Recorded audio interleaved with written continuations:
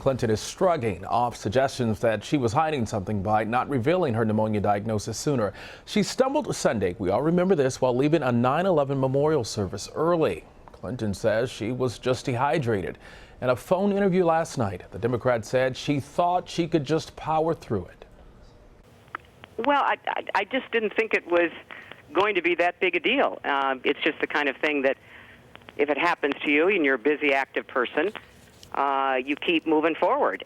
Here to break it all down is Mark Leibovich, the chief national correspondent for the New York Times Magazine and a CBS News political contributor. Mark, always good to see you.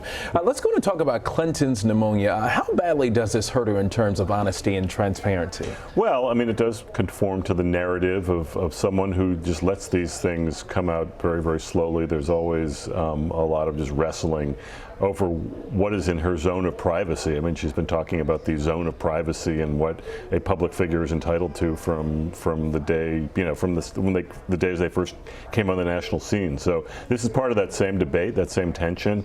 What should or traditionally has been would be a fairly straightforward thing just becomes more complicated, which seems to be the pattern with them. Bill Clinton told Charlie Rose that his wife has released medical records and continues to do so, and has simply said that Donald Trump has yet to release any. Is this the new sort of strategy for the Clinton campaign, and how successful will it be? Yeah, I mean, it seems to be the pivot point for this particular argument. They will explain, and then about halfway through the conversation they'll say, by the way, he hasn't released any medical records, of substance, any tax returns. I mean, it is largely true. I mean, they do have that, but it is not, I mean, it's a deflection, obviously. I mean, I think it also goes to the larger double standard argument, which they seem eager to have.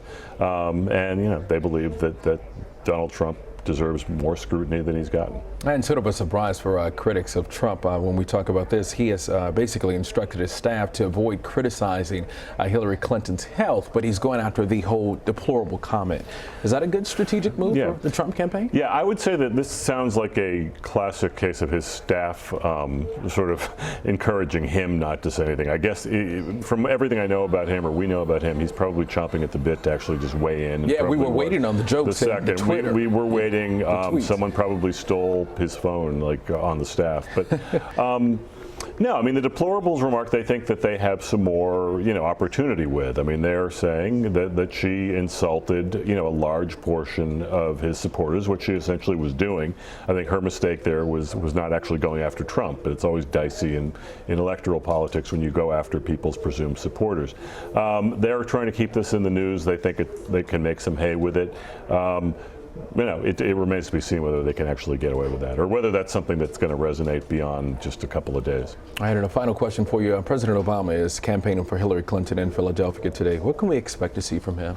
Well, I mean, first of all, he's an able body. I mean, I think, one advantage she has over Donald Trump right now is that she has a lot of people who are willing to speak on her behalf. I mean, Republicans seem to be, largely hiding from campaigning for Donald Trump. I mean, Barack Obama is a all-star surrogate. He's popular. He obviously supports her. He obviously can campaign very, very well.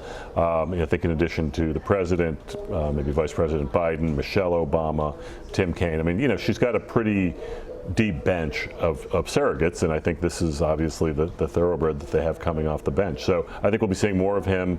I think it's obviously convenient when she's grounded for a couple of days to have people going out and speaking for her, and I assume we'll see more of it. All right, Mark Leibovich, always good to see you. Thank you. Thanks, DeMarco.